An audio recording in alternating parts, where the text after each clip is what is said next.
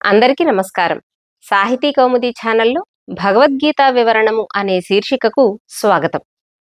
శ్రీకృష్ణ పరమాత్మ అర్జునునకు స్థితప్రజ్ఞుని యొక్క లక్షణాలను విశదీకరిస్తూ వస్తున్నారు. అదే క్రమంలో సామాన్య జన ప్రవృత్తికి, ఒక ఇంద్రియ నిగ్రహం కలిగిన స్థితప్రజ్ఞుని యొక్క ప్రవృత్తికి మధ్య ఉన్న భేదాన్ని ఈ శ్లోకంలో ఇలా చెప్తున్నారు. యా నిశా సర్వభూతానాం తస్యాం జాగర్తి సంయమీ యస్యాం జాగ్రతి భూతాని సా నిశా పశ్యతో మునేః. ఇది శ్లోకం.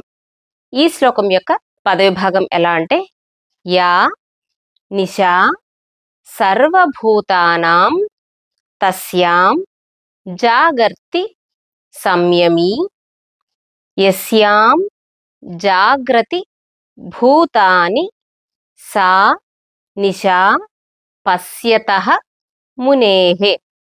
ఇది పదవిభాగం. ఈ శ్లోకంలో సామాన్య జనుల యొక్క ఆలోచన లేదా వారి ప్రవృత్తి ఎలా ఉంటుంది, అదే సమయంలో స్థితప్రజ్ఞుని యొక్క ప్రవృత్తి ఎలా ఉంటుంది అనే విషయాన్ని ఇలా చెప్తున్నారు. యా నిశా సర్వభూతానాం, సర్వభూతములకు అంటే సర్వప్రాణులకు, సర్వప్రాణులు అంటే ఇక్కడ ఆత్మజ్ఞానము లేనటువంటి వారికి అని మనం అర్థం చేసుకోవాలి. ఆత్మజ్ఞానము లేని వారికి ఏదైతే నిశ రాత్రి వలె భాసిస్తుందో, తస్యాం, తస్యాం అంటే దానియందు, అంటే ఆ రాత్రి యందు, సంయమి జాగర్తి యోగి అయినవాడు, స్థితప్రజ్ఞుడైన వాడు, జాగర్తి మేలుకొని ఉంటాడు, అంటే జ్ఞానాన్ని కలిగి ఉంటాడు.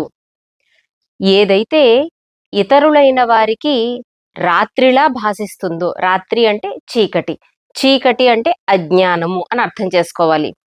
ఏదైతే ఇతర ప్రాణులకు, ఆత్మజ్ఞానము లేని ప్రాణులకు అజ్ఞానముగా భాసిస్తుందో, చీకటిలా భాసిస్తుందో, దాని యందు యోగి అయిన వాడు, స్థితప్రజ్ఞుడైన వాడు ఎలా ఉంటాడు అంటే జాగర్తి మేలుకొని ఉంటాడు, అంటే అక్కడ జ్ఞానాన్ని కలిగి ఉంటాడు. అంటే సామాన్యులైన జనులు ఆత్మ ఏమిటండి, మోక్షం ఏమిటండి, ఆత్మ నిత్యం ఏమిటి, లేకపోతే సుఖ దుఃఖాలను సమానంగా చూడడం ఏమిటి, ఇవన్నీ సాధ్యమవుతాయా, ఇంద్రియాలను వశంలో పెట్టుకోవడం ఏమిటి, ఆ తర్వాత ఎక్కడో పరమపదమో మోక్షమో కైవల్యమో ఉంది అని అనుకోవడం ఏమిటి, ఇదంతా జరుగుతుందా, సాధ్యపడుతుందా అని ఎవరైతే అజ్ఞానంతో ఉన్నారో, దాని యందు అంటే ఏ విషయముల యందైతే ఇతర ప్రాణులు అనాసక్తితో ఉన్నాయో, ఆసక్తిని చూపించటం లేదో, అలాగే జ్ఞానాన్ని కలిగి ఉండటం లేదో, వాటి యందు, అదే విషయమునందు సంయమి యోగి అయినవాడు, స్థితప్రజ్ఞుడైన వాడు జాగర్తి మేలుకొని ఉంటాడు, జ్ఞానాన్ని కలిగి ఉంటాడు. ఇతర ప్రాణులకు ఏదైతే అజ్ఞానంలా కనిపిస్తుందో, ఇతర ప్రాణులకు ఏదైతే ఆసక్తికరంగా ఉండదో, యోగి అయినవాడు, స్థితప్రజ్ఞుడైన వాడు దాని యందు మేలుకొని ఉంటాడు, ఆసక్తితో ఉంటాడు, జ్ఞానాన్ని కలిగి ఉంటాడు. అలాగే యస్యాం జాగ్రతి భూతాని, అలాగే ఇతర ప్రాణులు యస్యాం దేని యందైతే జాగ్రతి మేలుకొని ఉంటాయో, జ్ఞానాన్ని కలిగి ఉంటాయో, లేదా ఆసక్తిని కలిగి ఉంటాయో, అది పశ్యతః మునేః మేలుకొని ఉన్నటువంటి మునికి, అంటే జ్ఞానము కలిగి ఉన్న ఆ యోగికి, స్థితప్రజ్ఞునకు అది ఎలా అనిపిస్తుంది అంటే సా నిశా, అది రాత్రిలాగా కనిపిస్తుంది, అంటే అది అజ్ఞానములాగా అనిపిస్తుంది. అంటే ఇక్కడ మనం ఐహికంగా ఆలోచించి, ఇక్కడ నా కొడుకు, నా కూతురు, లేకపోతే పదవి, కాంక్ష, కీర్తి, కోరికలు, ఇంద్రియాలు అవి ఎక్కడికి పరిగెడితే మనము అక్కడికి పరిగెట్టడం, ఇదేదైతే ఇతర ప్రాణులన్నిటికీ కూడా నిజములా కనిపిస్తోందో, ఇదే పరమావధిలా భాసిస్తూ ఉందో, దాని యందు స్థితప్రజ్ఞుడైన వాడు, పశ్యతః మునేః చూస్తూ ఉన్నటువంటి ముని, దేన్ని చూస్తూ ఉన్న ముని, ఆత్మజ్ఞానమును పొంది దానిని అనుభవిస్తూ ఉన్న ముని ఎవరైతే ఉన్నారో, అతనికి అది ఏమవుతుంది అంటే సా నిశ, అది అజ్ఞానంలా కనిపిస్తుంది. అంటే ఈ ఐహికమైన ఇహలోకమైన సంబంధములు గాని, ఇహలోకములైన విషయములు గాని, ఇంద్రియములు గాని, ఇంద్రియార్థములు గాని, విషయములు గాని, విషయ వాంఛలు గాని, ఇవన్నీ కూడా అతనికి ఎలా కనిపిస్తాయంటే అజ్ఞానంలా కనిపిస్తాయి. అంటే సామాన్య జనులు ఏ విషయమునందు ఆసక్తిని కనపరచరో, ఏ విషయము గురించి ఆలోచన చెయ్యరో, ఏ ఆత్మజ్ఞానాన్ని పొందడం కోసం ఏమాత్రము ప్రయత్నము చేయరో, ఏ మోక్షము గురించి ఆలోచన చేయరో, ఏ ఇంద్రియాలను వశంలో ఉంచుకోవాలి అనే జ్ఞానాన్ని కలిగి ఉండరో, వీటి యందు జ్ఞాని అయిన వాడు జ్ఞానమును కలిగి ఉంటాడు. అంటే ఆ ప్రయత్నాలన్నీ ఇతను చేస్తూ ఉంటాడు. అలాగే సామాన్య జనులు వేటి ఎందైతే మేలుకొని ఉంటారో, వేటిని కోరుకుంటూ ఉంటారో, వేటిని చూస్తూ ఉంటారో, ఇంద్రియములు, ఇంద్రియములకు సంబంధించిన వాంఛలు, విషయములు, విషయముల యందు ఆసక్తి ఏవైతే ఉన్నాయో, ఇవన్నీ కూడా ఒక సంయమి పశ్యతః మునేహే, పరమార్థమును చూస్తూ ఉన్నటువంటి మునికి ఇవన్నీ కూడా నిశ, చీకటిలా భాసిస్తూ ఉంటాయి. ఇవన్నీ అజ్ఞానము అనే విషయాన్ని గ్రహించి ఉంటాడు స్థితప్రజ్ఞుడైన వాడు అని సామాన్య జన ప్రవృత్తికి, అలాగే ఒక స్థితప్రజ్ఞుని యొక్క ప్రవృత్తికి మధ్య ఉన్న భేదాన్ని ఈ శ్లోకంలో వివరించారు శ్రీకృష్ణ పరమాత్మ. తరువాతి శ్లోకంలో ఎవరు శాంతిని పొందగలరు, ఎలా ఉంటే పొందగలుగుతున్నారు, అలాగే ఎవరు శాంతిని పొందలేరు అనే విషయాన్ని ఇలా చెప్తున్నారు. ఆపూర్యమాణమచల ప్రతిష్టం సముద్రమాపః ప్రవిశంతి యద్వత్ తద్వత్ కామా యం ప్రవిశంతి సర్వే సశాంతిమాప్నోతి న కామకామీ. ఇది శ్లోకం. ఈ శ్లోకం యొక్క పదవిభాగం ఎలా అంటే, ఆపూర్యమాణం అచల ప్రతిష్టం సముద్రం ఆపః ప్రవిశంతి యద్వత్ తద్వత్ కామాః యం ప్రవిశంతి సర్వే సహ శాంతిం ఆప్నోతి న కామకామీ. ఇది పదవిభాగం. ఈ శ్లోకంలో జ్ఞానిని సముద్రంతో పోలుస్తున్నారు. యద్వత్ ఏ విధముగా అయితే ఆపహ జలములు సముద్రం ప్రవిశంతి సముద్రమును చేరుకుంటూ ఉన్నాయో, ప్రవేశిస్తూ ఉన్నాయో. ఎలాంటి సముద్రంట? ఆపూర్యమాణం అచల ప్రతిష్టం. ఆపూర్యమాణం అంటే నిండుగా ఉన్న సముద్రము, నిండింపబడుతూ ఉన్న సముద్రము. వేటి చేత? అనేక నదుల యొక్క నీరు చేత, అలాగే మేఘముల నుండి వర్షింపబడిన నీటి చేత, వాగుల యొక్క ప్రవాహాలు కలియడం చేత, ఇలా అనేక రకాలైన నీళ్లు, జలములు దాని యందు ప్రవేశిస్తూ నిండింపబడుతూ ఉన్న సముద్రం అయినప్పటికీ అది ఎలా ఉంటోంది అంటే అచల ప్రతిష్టం, అంటే స్థిరముగా ఉంటోంది, ఎలాంటి మార్పును పొందటం లేదు. అలాగే స్థిరమైన ఉనికిని కలిగి ఉంటోంది సముద్రము. అంటే రకరకాలైన జలములు తనలో ప్రవేశిస్తూ ఉన్నాయి, తనలో కలుస్తూ ఉన్నాయి. అయినప్పటికీ కూడా సముద్రము ఏనాడు కూడా మీరదు. అలాగే తనలో ఎలాంటి మార్పుకు అవకాశం ఇవ్వదు. అంటే ఉదాహరణకు ఎన్నో నదుల నీళ్లు సముద్రంలో కలుస్తూ ఉన్నాయి. ఎన్ని నదుల నీళ్లు వచ్చి సముద్రంలో కలిసినా సముద్రము దాని లక్షణాన్ని కోల్పోదు. పైగా వచ్చినటువంటి నదులన్నీ కూడా సముద్రంలా మారిపోతున్నాయే తప్ప సముద్రంలో ఎలాంటి మార్పుకు తావులేదు. అంటే సముద్రము నదుల నీటికి ఉన్న లక్షణాలను, ఏ లక్షణాలను కూడా సముద్రం తీసుకోవటం లేదు. ఆ రంగును గాని, ఆ రుచిని గాని సముద్రం పొందదు. పైగా ఈ నదులన్నీ కూడా ఎలా అయిపోతాయి? సముద్రంలో కలిసిన తర్వాత అవి కూడా సముద్రంలా మారిపోతాయి. ఒకసారి సముద్రాన్ని చేరుకున్న తర్వాత ఇవి ఫలానా నది నీళ్లు, ఇవి ఫలానా నది నీళ్లు అని ఎవరూ చెప్పలేరు. ఎందుకని అంటే ఆ రంగు గాని, ఆ రుచి గాని, ఆ లక్షణాలు గాని ఏమీ మిగలవు. అన్నీ సముద్రంలో కలిసిపోయి సముద్రంలా మారిపోతాయి.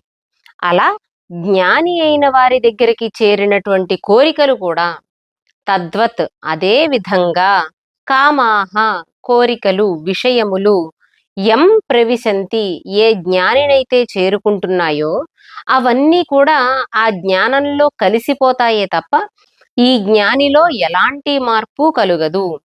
ఇవన్నీ కూడా ఈయనలో లీనమైపోతాయే తప్ప వాటి వల్ల ఈ జ్ఞానిలో ఎలాంటి వికారము, మార్పు, పరిణామము కూడా ఉండదు. ఎలా అయితే సముద్రంలో ఎన్నో రకములైన జలములు వచ్చి కలుస్తూ ఉన్నప్పటికీ కూడా సముద్రము తన ఉనికిని, తన స్థిరత్వాన్ని, తన లక్షణాలను ఎలా పోగొట్టుకోకుండా ఉంటూ వాటన్నిటినీ కూడా తనలా మార్చుకుంటోందో, అలాగే ఒక జ్ఞాని అయిన వాడు గనక ఆయన దగ్గరికి ఏవైనా ఇంద్రియ సంబంధమైన విషయములు ఆయన కంటపడినా, చెవిన పడినా అవేమీ కూడా ఈయనలో మార్పును తీసుకురాలేవు.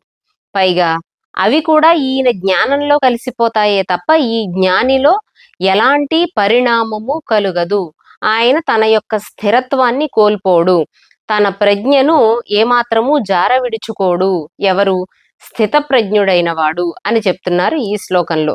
ఆపూర్యమాణమచల ప్రతిష్టం. ఎన్నో జలముల చేత నింపబడుతూ ఉన్నప్పటికీ కూడా అచల ప్రతిష్టం, స్థిరంగా అలాగే ఉంటూ ఏమాత్రము మార్పుకు లోనవ్వకుండా సముద్రం ఎలా అయితే ఉంటోందో, అలాగే ప్రవేశించిన నీరు కూడా ఎలా అయితే సముద్రంలో కలిసిపోతోందో, అలాగే ఈ ఐహిక సంబంధములైన విషయములన్నీ కూడా ఈ జ్ఞానిని చేరినా సరే, నీరు ఎలా అయితే సముద్రాన్ని చేరినా సరే సముద్రంలో మార్పు రాకుండా ఉంటోందో, అలాగే ఈ ఇంద్రియార్థ సంబంధములైన విషయములు ఎన్ని ఈ జ్ఞానిని చేరుకున్నా సరే అవి నీరు సముద్రంలో కలిసిపోయి సముద్రంలా మారిపోయినట్లుగా ఇవన్నీ కూడా ఈ జ్ఞాని యొక్క జ్ఞానములో కలిసిపోతాయే తప్ప ఆ జ్ఞానిలో ఎలాంటి మార్పును తీసుకురావు. ఎలా అయితే సముద్రంలో ఎలాంటి మార్పు రాదో అలాగే జ్ఞాని ఎప్పుడూ కూడా స్థిరంగా, నిశ్చలంగా, మార్పు లేకుండా, మార్పుకు లోను కాకుండా అలా తన ఉనికిని కాపాడుకుంటూ ఉంటాడు. అటువంటి వాడే శాంతిం ఆప్నోతి, శాంతిని పొందగలుగుతాడు. అలా కానివాడు ఎవరు? కామకామి. కామము అంటే కోరిక, కామి అంటే కోరుకునేవాడు. అంటే ఎన్ని కోరికలను తీర్చుకున్నా ఇంకా ఏదో కోరిక మిగిలి ఉండి ఈ పని కూడా చెయ్యాలి, ఇది కూడా కావాలి, అది కూడా కావాలి అని ఎంతసేపు కోరికల వెంట పరిగెడుతూ ఉండే కామకామి ఎవరైతే ఉన్నాడో అతను నా శాంతిం ఆప్నోతి, ఎప్పటికీ శాంతిని పొందలేడు. శాంతిని ఎవరు మాత్రమే పొందగలరు అంటే జ్ఞాని మాత్రమే పొందగలడు. ఎందుకు పొందగలుగుతున్నాడు అంటే ఎన్ని కోరికలకు సంబంధించిన విషయములు ఆయన దగ్గరకు చేరినా ఆయన జ్ఞానంలో లీనమైపోతాయే తప్ప ఆయనలో ఎలాంటి మార్పుకు కారణం కాలేవు. అలాగే మరి కామముతో కూడిన వారు, అలాగే కోరికలను తీర్చుకోవాలి అనే కోరికతో ఉన్నవారు ఎవరైతే ఉన్నారో వారు నిత్యము కోరికల వెంట పరిగెడుతూనే ఉంటారు గనక వారు అలా మారిపోతూనే ఉంటారు, మార్పు చెందుతూనే ఉంటారు. వారి మనస్సు గాని, వారి బుద్ధి గాని స్థిరంగా ఉండని కారణంగా వారు ఎప్పటికీ శాంతిని పొందలేరు. కామకామి నా శాంతిం ఆప్నోతి. కోరికలను తీర్చుకోవాలి అనే కోరికతో ఉన్నవారు ఎప్పటికీ శాంతిని పొందలేరు. ఎవరు పొందగలుగుతారు? జ్ఞాని పొందగలుగుతాడు. ఎందుకు పొందగలుగుతాడు అంటే ఎటువంటి వికారములు ఆయనలో ఉండవు గనక ఆయన శాంతిని పొందగలుగుతాడు అని శ్రీకృష్ణ పరమాత్మ అర్జునునకు చెప్పారు. ఇంకా ఏ ఏ లక్షణాలు ఉంటే శాంతిని పొందగలుగుతాము అనే విషయాన్ని తరువాతి శ్లోకంలో ఇలా చెప్తున్నారు. విహాయ కామాన్ యస్సర్వాన్ పుమాంశ్చరతి నిస్పృహః నిర్మమో నిరహంకారః సశాంతిమధిగచ్చతి. ఇది శ్లోకం. ఈ శ్లోకం యొక్క పదవిభాగం ఎలా అంటే విహాయ కామాన్ యః సర్వాన్ పుమాన్ చరతి నిస్పృహః నిర్మమః నిరహంకారః సహ శాంతిం అధిగచ్చతి. ఇది పదవిభాగం. ఈ శ్లోకంలో ఇంకా ఏ ఏ లక్షణాలు ఉండడం వలన శాంతిని పొందుతూ ఉన్నాడు సంయమి, జ్ఞాని అయినవాడు, స్థితప్రజ్ఞుడైనవాడు అనే విషయాన్ని చెప్తున్నారు.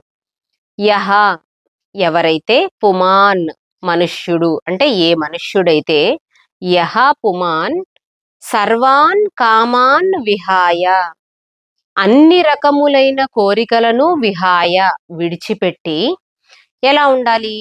నిస్పృహః, ఎలాంటి ఆసక్తి లేకుండా, అంటే కోరికల యందు ఆసక్తి లేకుండా, నిర్మమః, మమకారము లేకుండా, అంటే ఇది నాది అనే మమకారము లేకుండా, నిర్మమ, మమ అంటే నా అని అర్థం. నేను నాది అనే ఆలోచన విడిచిపెట్టిన వాడై ఉండాలి. ఎవరైతే, ఏ మనుష్యుడైతే అన్ని రకములైన కోరికలను విడిచిపెట్టి, నిస్పృహః, వేటియందు కూడా ఆసక్తి లేకుండా, నిర్మమః, దేనిని కూడా నాది అని అనుకోకుండా, అంటే మమకార భావన లేకుండా, నిరహంకారః, అహంకారము లేకుండా, చరతి, ప్రవర్తిస్తూ ఉంటాడో, సహా, అతడు శాంతిం అధిగచ్చతి, శాంతిని పొందుతాడు. అంటే మనం మనశ్శాంతిగా ఉండాలి అనంటే మనలో ఉండవలసిన లక్షణాలను చెప్తున్నారు శ్రీకృష్ణ పరమాత్మ. ఏమేమి ఉండాలి అంటే నిస్పృహః, కోరికల యందు ఆసక్తి లేకుండా ఉండాలి. మన కోరికలే మన దుఃఖానికి ప్రధానమైన కారణం. కాబట్టి కోరికలను విడిచిపెట్టాలి. కోరికలను తీర్చుకోవాలి అనే ఆసక్తిని విడిచిపెట్టాలి. అలాగే నిర్మమః, మమకార భావనను విడిచిపెట్టాలి. మమ, నాది అనే భావనను విడిచిపెట్టాలి. నిరహంకారః, అహంకారము లేకుండా ఉండాలి.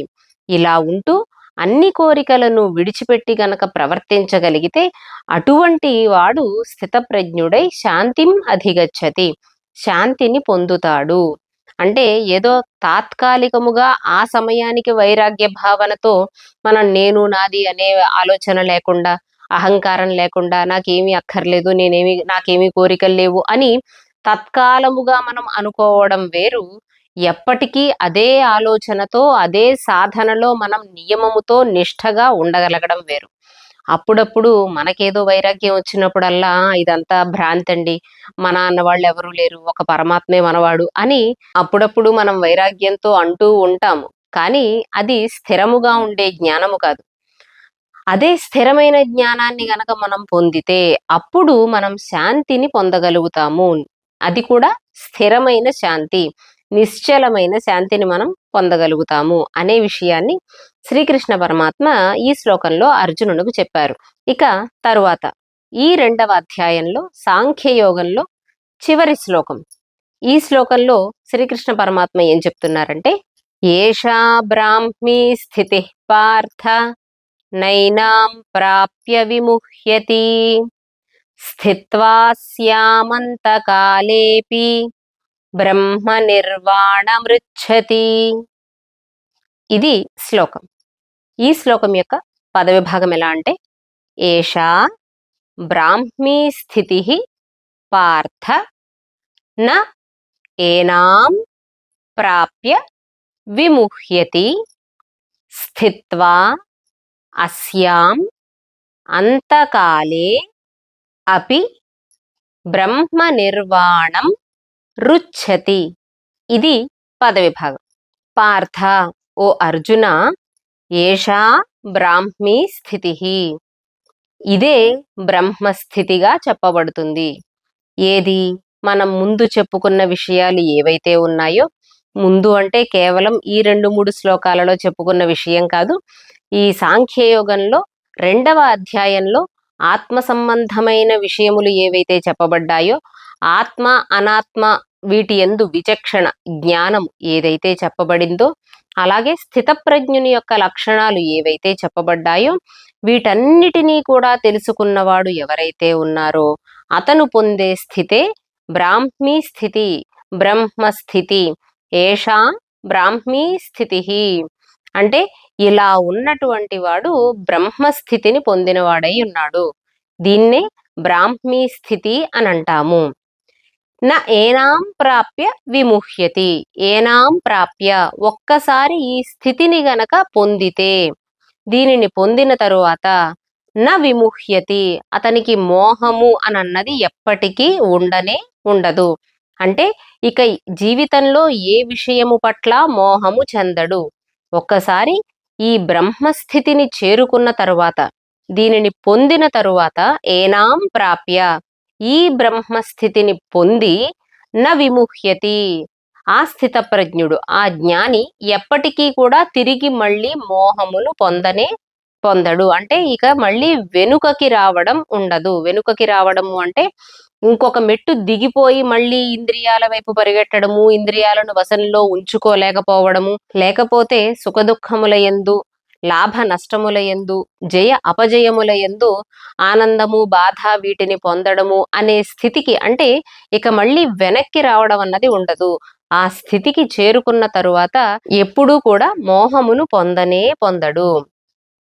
అలాగే అస్యాం స్థిత్వా అంటే ఈ స్థితి యందే ఉంటూ అంతకాలేపి అంత్యకాలమునందు కూడా, అంటే తన దేహమును విడిచిపెట్టే సమయమునందు కూడా, ప్రాణములు నిర్గమించే వేళ కూడా, శరీరము నుండి ప్రాణములు నిర్గమించే వేళ అపి కూడా, ఆ వేళలో కూడా అస్యాం స్థిత్వా ఇదే స్థితి యందు ఉంటూ, అంటే అప్పుడు కూడా ఎలాంటి మోహమును పొందకుండా బ్రహ్మ నిర్వాణం రుచ్ఛతి, బ్రహ్మ నిర్వాణమును అంటే మోక్షమును పొందుతున్నాడు.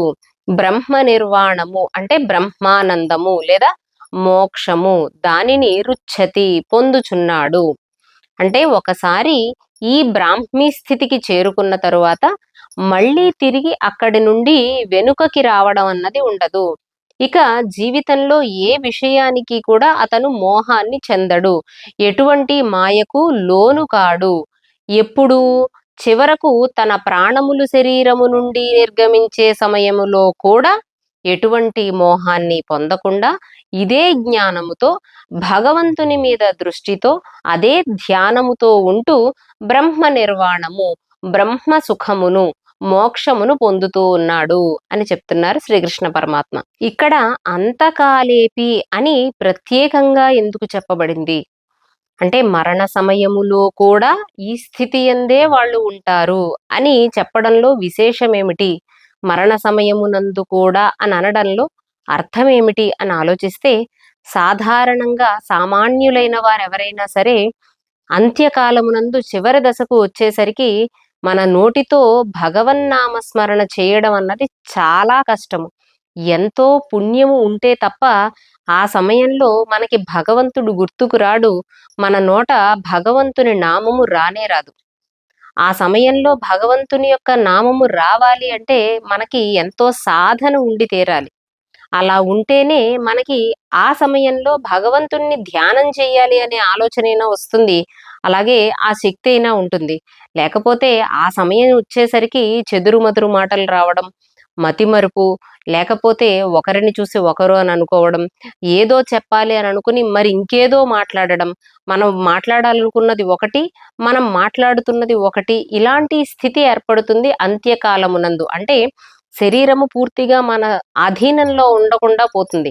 అలాంటి సమయంలో కూడా అందువల్లనే శేషప్ప కవి గారు నరసింహ శతకంలో ఇలా అన్నారు: బ్రతికినన్నాళ్ళు నీ భజన తప్పనుగాని మరణ కాలమునందు మరుతునేమో, ఆవేళ యమదూతలాగ్రహంబున వచ్చి ప్రాణముల్ పెకలించి పట్టునప్పుడు, కఫవాత పైత్యముల్ కప్ప కావర చేత కంపముద్భవమంది కష్టపడుచు, నా జిహ్వతో నిన్ను నారాయణాయంచు పిలుతునో శ్రమచేత పిలువలేను, నాటికిప్పుడే చేతు నీనామ భజన తలచెదను చెవిని వినవయ్య ధైర్యముగను, భూషణ వికాస శ్రీధర్మ పురనివాస దుష్ట సంహార నరసింహ దురితదూర అని ఈ పద్యంలో అంత్యకాలములో ఉండే వేదన చెప్పబడుతోంది. అంటే ఆ సమయంలో పిలుతునో నా జిహ్వతో నిన్ను నారాయణాయంచు పిలుతునో శ్రమచేత పిలువలేనో, శరీరానికి ఉండే శ్రమచేత పిలువగలనో లేదా పిలువలేనో, అందువలన అప్పటికి కూడా నాటికిప్పుడే చేతు నీనామ భజన అని, ఆ సమయానికి కూడా ఇప్పుడే నేను నీ నామస్మరణ చేస్తాను అని అన్నట్లుగా ఆ శతకంలో మనకి శేషప్ప కవి గారు చెప్పారు. ఈ పద్యం అంత్యకాలంలో ఉండే వేదనను మనకి తెలియజేస్తుంది. అందువలన ఆ సమయంలో కూడా భగవద్ ధ్యానంతో ఉండగలగడము అని అన్నది సాధనతో మాత్రమే సాధ్యమవుతుంది.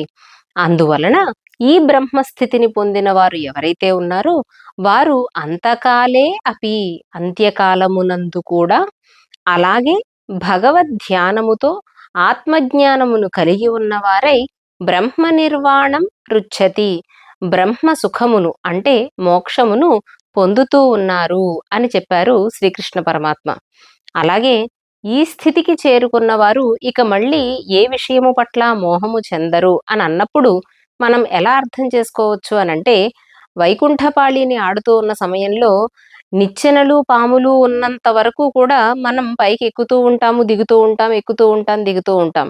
కానీ ఎప్పుడైతే వీటిని దాటి పరమపద సోపానము అని గళ్ళు కనిపిస్తాయో, అక్కడికి గనక మనం చేరుకున్నాం అనుకోండి, అక్కడి నుంచి మళ్ళీ క్రిందకి రావడము అని అన్నది ఎలా అయితే జరగదో, అలాగే ఈ బ్రహ్మస్థితిని పొందిన వారు కూడా ఎట్టి పరిస్థితులలోనూ ఏ విషయము పట్ల మోహమును చెందరు అని చాలా వివరంగా ఈ శ్లోకంలో శ్రీకృష్ణ పరమాత్మ అర్జునునకు చెప్పారు.